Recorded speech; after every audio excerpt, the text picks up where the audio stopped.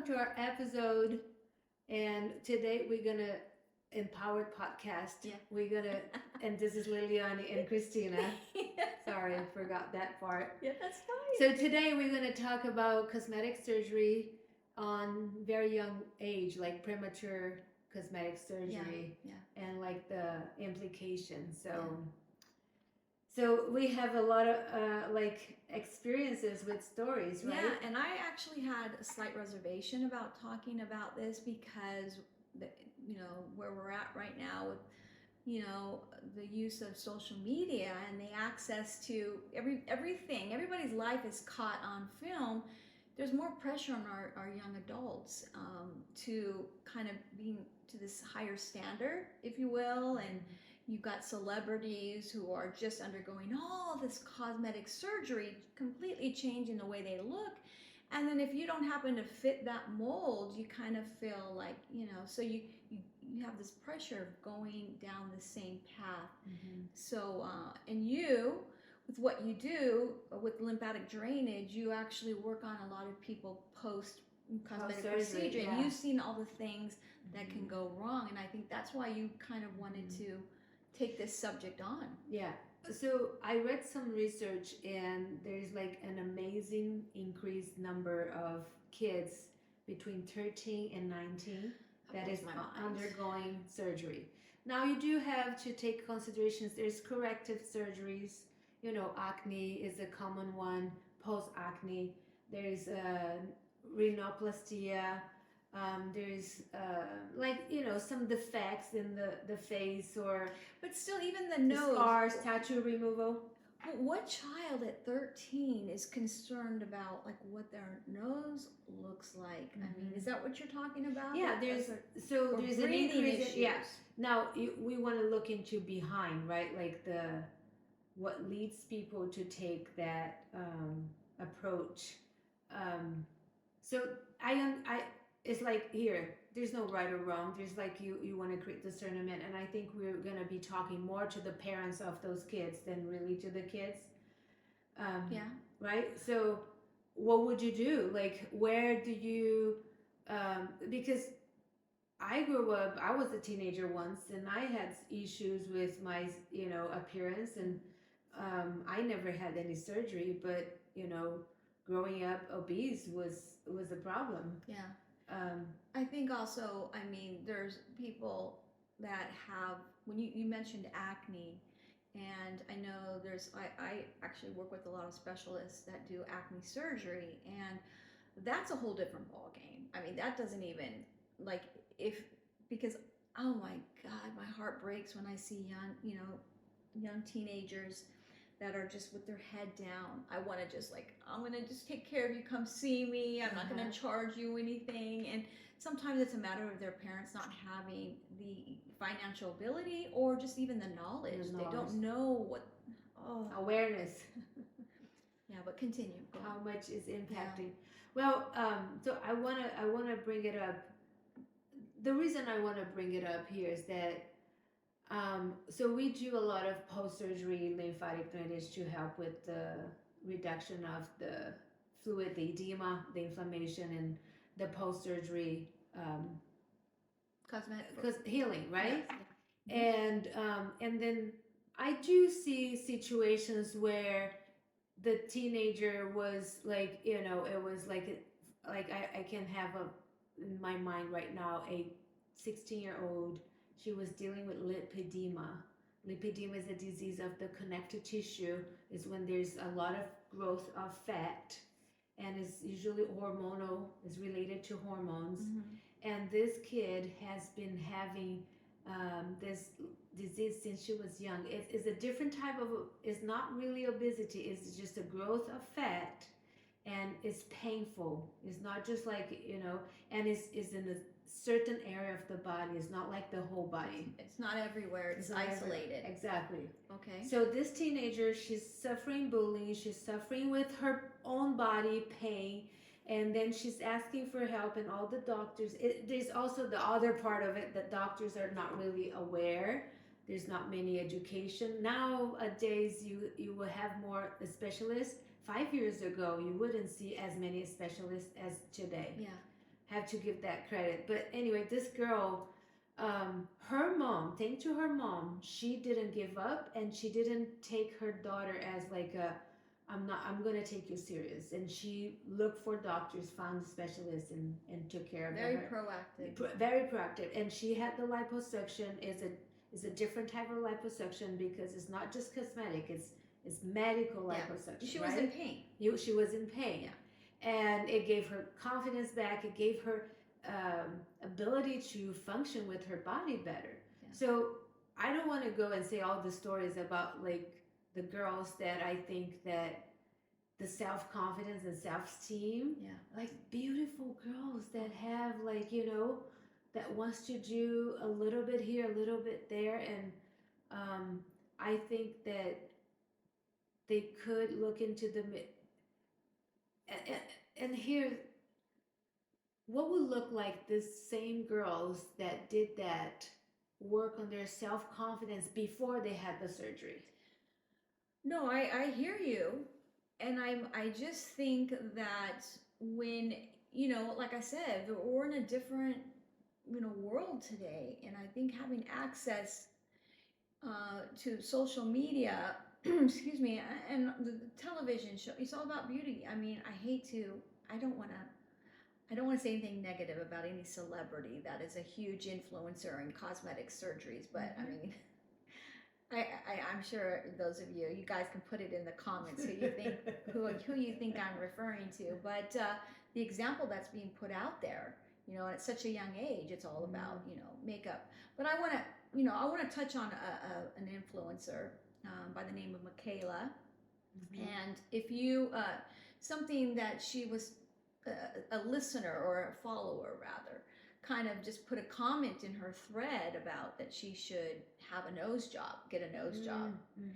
And I want you to see how this influencer responded to this remark. She could have gone in a completely different direction, but I have to give her praise for how she responded. Axel, if you'll go ahead and share that clip with our viewers. Wait, I kind of feel like I don't need a nose job. Like, I used to hate my nose. And all growing up, I was like, I am definitely getting a nose job. But I feel like I've really grown into my nose. But let me show you, if you think my nose should be smaller, how we can contour it. Okay, so anyways, that was very interesting. Very interesting. And cheers. Yeah, cheers for to and for more behavior like that, for more influencers like her, because that's really like embrace the diversity. Yeah. You know,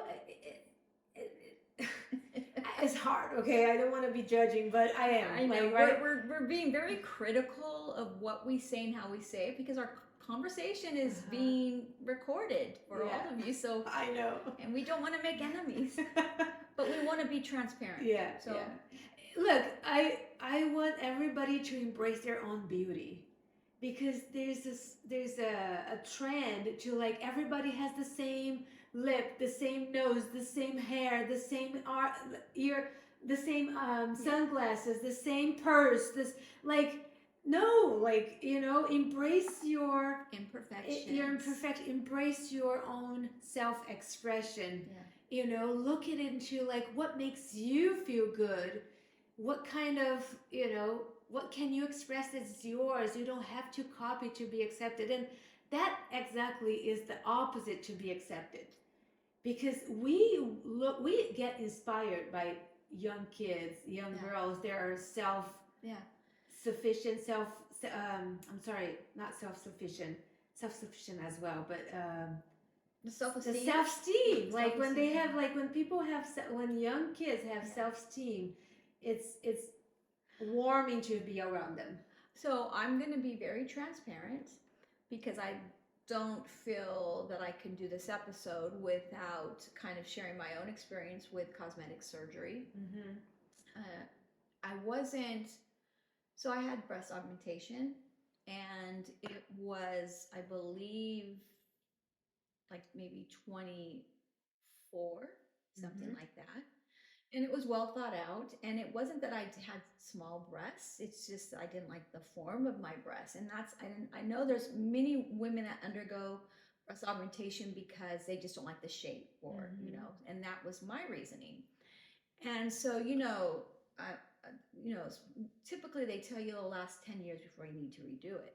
But what happened with me is that I was able to breastfeed when with my breast augmentation, but I got mastitis. So I got an infection, which then created scar tissue. They had cut some, like my milk duct, so it was a big to do. But anyway, that scar tissue just kept growing and getting harder and bigger to where it put so much pressure on my implants that it ruptured them.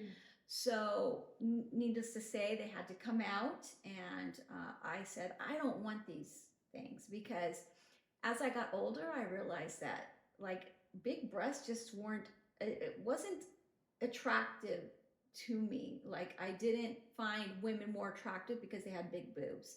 And fashion changed too, right? And I was never one to show cleavage. Like, I'm very conservative the way I dress. And even back then, I just never showed my cleavage. So I don't even know what the hell I did it for. I just was obviously not, you know, happy with myself. But anyway, so they ruptured, and I went in, I said, just take them out. I don't want anything. Well, we might have to put something back in. I want to go very small. It was very, you know. Well, what happened is when they opened me up, they found that the silicone was everywhere. It was like they had to take all my natural breast tissue because it was contaminated. So I had to become part of a case study, because back then they had outlawed for a while, like no more silicone implants, you know, in new patients. So they said, you know, we put in the size implant that we had discussed, but like we sat you up, and I guess all the nurses, they sat me up, and everyone was looking and said, oh my gosh, she's concave, like, because like they took all my natural tissue. So they actually had to put in bigger implants than what I had. Wow. And so second surgery, and nothing but complications, scar tissue. And I speak about this openly with a lot of my patients who are having pain, sleeping, you know, all these issues, and they're on their third or fourth, you know, because they're getting older, and older, and our bodies change, you know. But there's a point that you're making about the body change. Yeah. Because the young girls that are doing implants with the young age, there's still formation, there's still body formation, liposuction.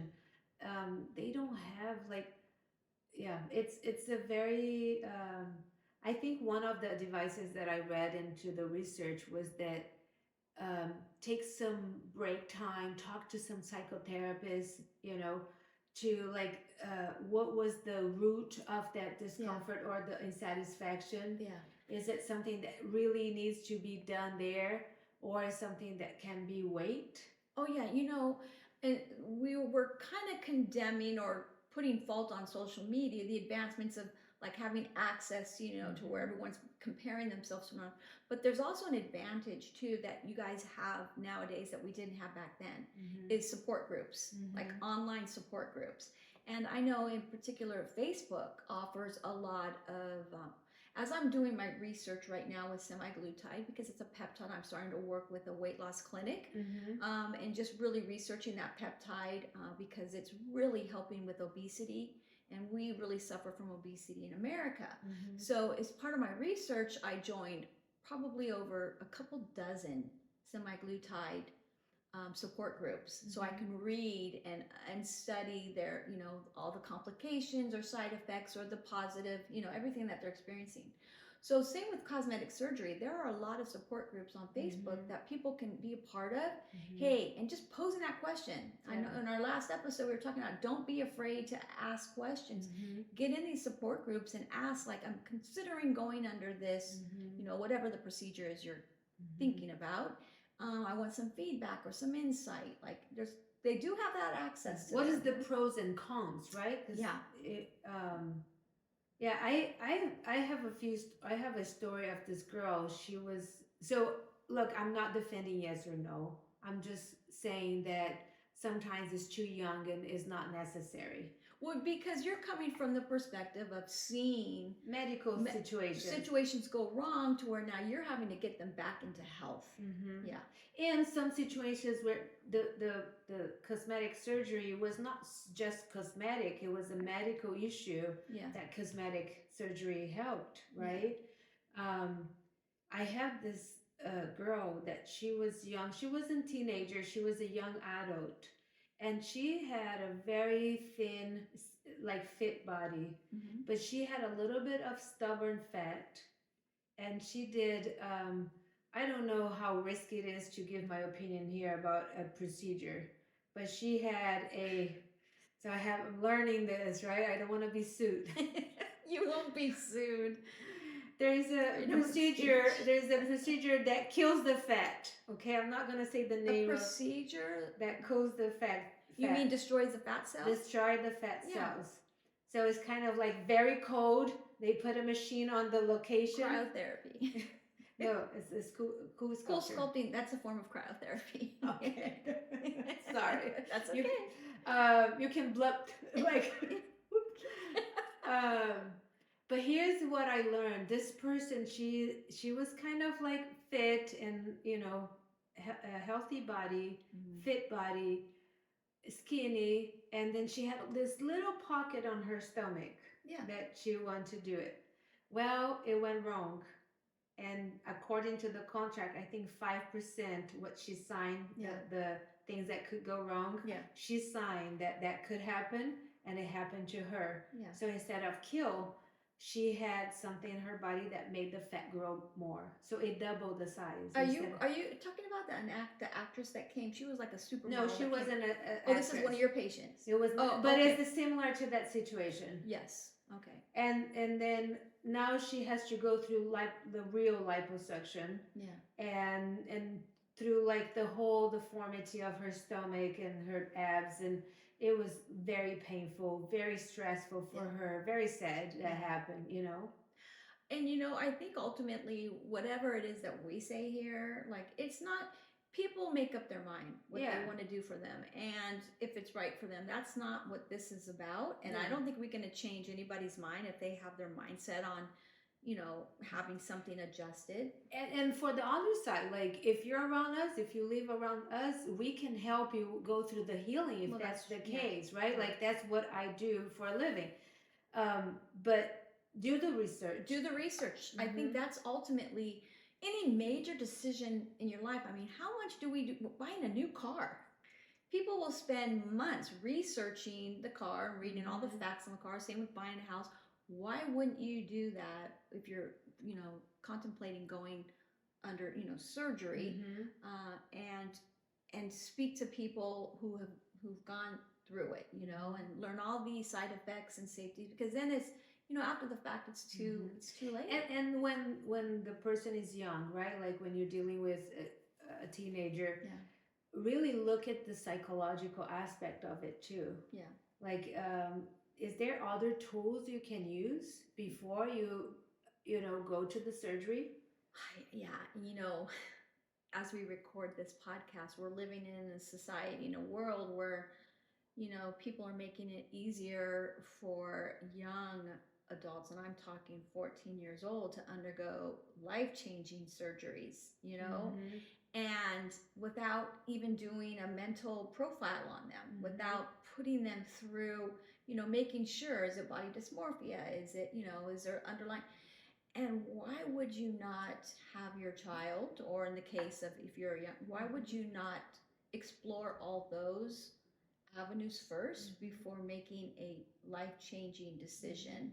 So I think it's really important that, if it's a young, because you were mentioning 13, what was your youngest person that you worked with? Or was this based on case studies or research? The girl that I mentioned about lipedema, she was 16. 16, and already experiencing that in the midst of, the other complications that, that we experience as 16-year-olds. Yeah, definitely. There was something in your research that you had touched on. Scar tissue we were talking about.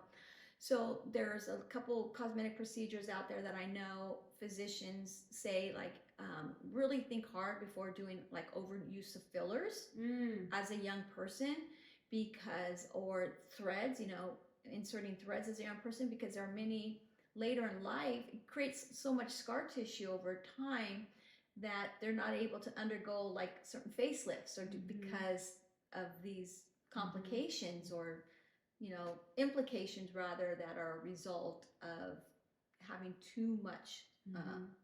filler put in, or implants, facial implants, lip implants, and stuff. And so, I am, I see like I see like this the situation. It's difficult to differentiate. There's situations where I think that, like, thank God there's plastic surgery there because it can really help the body. Someone went through many, gain weight, lost weight, gain weight, lost weight, or pregnancies, or they went through life, you know, they want to do some lift. I think it's great that we have the possibility of doing that. yeah, But then there's the other side when you're young, like, do you really need, like, that's, I keep asking, do you really need to go through that young age where you do have the beauty? yeah, What will we talk about embracing diversity, embracing, differences? What about embracing your own difference? What about, like, I remember growing up, um, I have a nose that is bigger than the normal nose, right? But I was growing up obese. So that was my constant battle, like, dieting, losing weight, yeah, gaining weight. So, and then I had some people mention something about my nose. And I remember thinking, I said, I do not want to have another problem. I'm just going to be happy with my nose. yeah. And I never turned that into a problem. Well, that's great. So if I could, like, had done that to my body, Yeah. but the body image was Yeah. too much in Brazil too. And I think for me, when people come to me and they're like, I'm think I'm gonna have a upper eyelid lift, or just a neck lift, I say let's explore all the non-invasive options Mm-hmm. prior to going under the knife. And and I help them to decide what I can do for them, because I do aesthetics as well. And there are a lot of things where I can turn the clock back, I can slow the aging clock, Mm-hmm. and you're not there yet, because I don't have you seen really successful facelifts? There are more unsuccessful. I consider them unsuccessful facelifts, because do you want to be 70 years old and you're look like a woman who's had a facelift, or do you want to just do like little nicks and tucks? I think that I have to say that I have seen very good ones. yeah, but it's few But and I far also- between. You but see I more also- bad ones. No, I would say that's not my experience. Really? Yeah. We're looking at celebrities. I'm not talking about the people in your everyday life. In the office, I would say that here's the common problem that I hear. Okay, um, the natural look is a normal thing. Okay, I have seen cases like that went wrong, but it's not the majority. I have to say, at least my experience here. Okay, fair. But what I have to say that is a common trait is people having so much tightness in their neck that they feel so like hold. Like, I had this lady, she said that it feels like I have, when you have a tight bra that, like, you cannot move. She said that's how I feel like on my neck, because there's, like, also the muscle repair that they do, right? So Mhm. so I would go back into the research and, like, really don't go to a cheap doctor, go to a renowned doctor. Make sure you do the research and talk, trust that person, see their other works, the other work that they had done. But yeah, and Yeah, and again, it's not to say that a less expensive doctor is going to automatically do no, I'm less. sorry, that's It's not what I mean. it's also how you heal, how a person responds to Mhm. surgery, and that's why my recommendation is to seek non-invasive options Mhm. to address the issues that you're focused on or you want to enhance or Mhm. improve, because technology and science has evolved so much. And Mhm. I myself, I pride myself on education and research, and it's also about ingredients, Mhm. and making sure that I'm like on top of everything that's out there, whatever's Mhm. available. Mhm. I make sure that I'm trained in it, or I have, and if I can't provide that particular service because it's out of scope, then I refer them out. Mhm. But explore all those options first before Mhm. you make that decision to go under the knife or to Mhm. have I would say this. I didn't mean like the inexpensive doctor. I meant like the cut corners. You know, like when you cut corners to go with doctors or clinics that I see a lot of people going to other countries as well. oh, that's huge You right know, now. and I'm sorry, I don't mean like the facelift. I mean like in general, going to other countries, and there is a risk of like the healing not Yeah. being like infections, Yeah. scar infections. So I would say like there's amazing doctors out there. Yeah. Do the research, and if you are dealing with young adults, make sure you do the mental part, the therapeutic part as well. Yeah. Well, I mean, as far as think it over, talk it over with your parents, talk it over with your siblings or your good friends, Again, it goes back to, don't keep it all in here. Don't be Mhm. afraid to ask questions. Join those groups and talk to people who are right where you are right now. Perhaps they underwent these surgeries, these early cosmetic surgeries, nose jobs, lip enhancements, and see if they have regrets. And because I think education is power, knowledge is power, and as long as you've done the homework and you've explored all the options available to you and you still decide to move forward, well, then at least you have no regret, right? It was a decision that you made, but you weren't, Wasn't in a hurry. irresponsible about it. Yeah. And when you go to talk, I know when you're young, you're afraid to, especially when you go like on your consultation, because I have young people come to me for their consultations and they don't have anybody being their advocate, like their parent didn't come with them, because they're not children, but they're over 18, but they're still in that, that premature state where they just are kind of like, they don't want to offend me as the provider. They don't want to offend me by asking too many questions. So I help them along. Like, I'll just give them as much information as I can, but not everybody's like that. So when you are really considering, you have those consultations, have your questions prepared, and do your research. Go online, do your research so that you know exactly like what you want to address. Because once you make that decision, it's too At late. least you're grounded, like you're empowered to make that decision. Yeah. And you said like, no, I did my research. I went through. I met different doctors. I did everything. I tried different things that I could have tried before that is not invasive. I will. So one of the things, like, I hope that you guys take away, if you're any young woman and you're considering breast augmentation and you also want to have a family, my advice is do not do it before you have children. Do it because everything's going to change about your breasts when it comes, especially if you plan to breastfeed. And you don't even have to breastfeed, because if you produce milk, everything changes. And so, and having multiple surgeries creates scar tissue. Especially the breasts are so prone to scar tissue, excuse me. And so I would highly recommend you embrace your small self, and doesn't, fashion looks better on you. I think with big breasts, you all automatically look heavier because the shirts are like sitting out like tents, But come on, you want to create like for people who have breasts. Well, no, but I'm just saying. I mean, like, I'm one of them. Right? I'm one of them right now, and I want so much to be flat-chested. I think it's part of what you're saying. Like, embrace yourself. I know, but it's a mistake that I made, and in time I will fix that mistake. Yeah.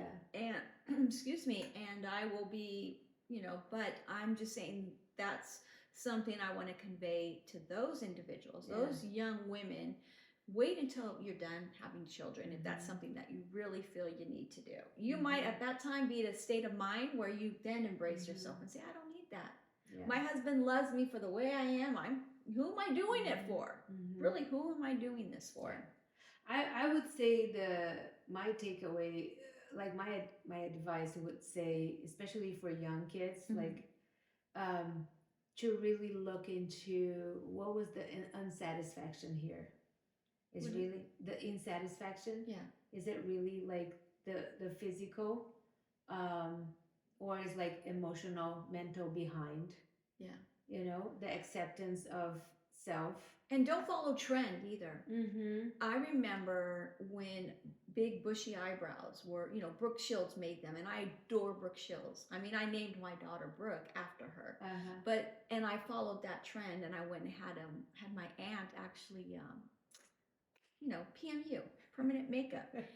And so I'm like, so now it had to be kind of fixed, and so don't follow trend. I know right now the BBL is a huge trend. Yes, Or yes. it's actually losing its momentum. But do you remember, it's just a couple years, Yeah. and so everybody was having their booties enhanced. Here's my opinion about that. Okay. I think they're pretty. Like, Do you? I You do. like the BBL? I do the BBL. I just don't like when it's too much.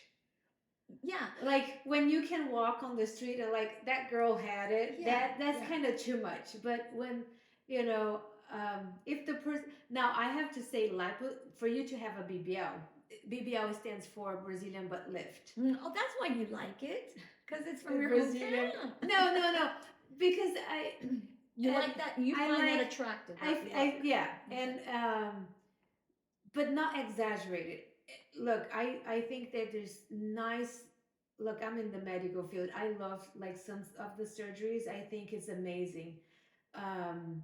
It's out of subject, but I can think of right now like a person who had come to us after the Las Vegas shooting, and because of plastic surgery, she had her face reconstructed and it was great. So there's some doctors, there's just like amazing doctors and artists, Yeah. using this for good. Now the Brazilian butt lift is a fat transfer. So you have to transfer fat. Well, it's not always fat transfer. I mean, some people are getting 20, 30 syringes of product put in there. Oh, or but dermal filler that's not put in. the Brazilian butt lift with the fat transfer. It's a silicone injection. Right. That's a different. No, that is very painful. Yeah, no, but wait. But what I'm saying is the one with the fat transfer. That one I Right. say like do your research. It looks nice, make it natural, but liposuction hurts, and you have to do liposuction before you can inject the best. Oh, because they need your fat, Mhm. so they need to take your fat and then Mhm. redeposit it into Yeah. your booty. Yeah, and the majority of the techniques that doctors use, you cannot sit for 6 weeks. Yeah, that's crazy. I know. Yeah, I personally, I know you said you like it. I personally, I haven't done it. I haven't learned to embrace this BBL big booty look, especially when it is extremely over exaggerated. I don't see what is appealing about that at all. Mhm. I mean, and I've even seen some footage of men having it done. Yeah. And I'm just like totally turned off by it. Yeah. But to each his own, right? Yeah. Look, yeah. I think that there's great surgeons there. There's great procedures out there. Yeah. The technology and the evolution of medicine have, allow us to have that available. Mm-hmm. And I would just enforce to people to do research. Yeah. And really look into, is this necessary right now? Yeah. And again, this segment, you chose this topic, and again, it goes back to what the patients that you kind of, it pulls at your heartstrings when they're young. Mm-hmm. And Yeah. now they're either facing complications or they have an implication, emotional impact on them. Mm-hmm. Especially what happens if it doesn't go right. Yes. I mean, yikes. Mm-hmm. Yeah, they if it doesn't go right, they have to go through, wait 6 months before they go through correction and the pain and yeah. And then something. So I know, any kind of cosmetic surgery can become addictive, So you fix one part of your face, and then all of a sudden your focus becomes on something else, another imperfection. because now this is fixed. Now you got to go Mhm. fix this. That is such a common side effect of cosmetic surgery, is the need to perfect everything, that you're never satisfied. Mhm. What kind of advice can we give people to kind of like recognize that in themselves if they become over obsessed with their appearance or their imperfections? Uh, you know, uh, could it be that, just basically say, give yourself 1 year or 2 years Yes, take before this. you, yeah, Take time. take time in between. to like consider, to ponder, to do the Yeah. research. Like, and you said like take like what would say. I would say work on the unsatisfaction. Yeah. Look into if it's not inside out.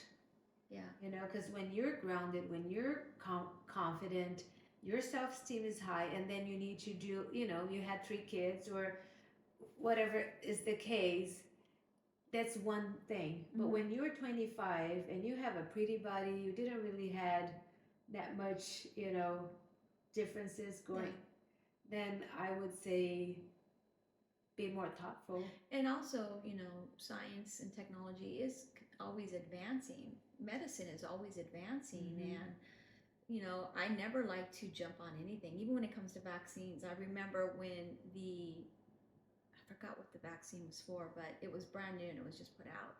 And I asked my doctor, should I have this for my girls? No, let's wait. Let's wait till it's been around, for several years and just see what the side effects are, because that wasn't part of the study, So we want to get a very broad study. So when it comes to cosmetic surgeries too, it's just it's like your iPhone. You buy an iPhone today, and then tomorrow it's a brand new version of the iPhone. It's even better. So with that being said, how old is the technology? Is it relatively new? Is it a new procedure? Is it a new, because it's a money game, right?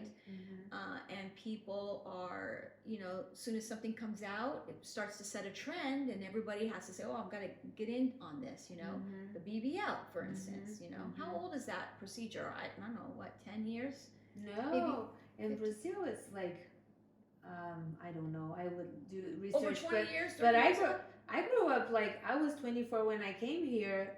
Plastic surgery and BBLs was already there. Really? I mean, lymphatic drainage in Brazil was already part of the post-surgery treatments. See, 25, 30 years ago. Yeah.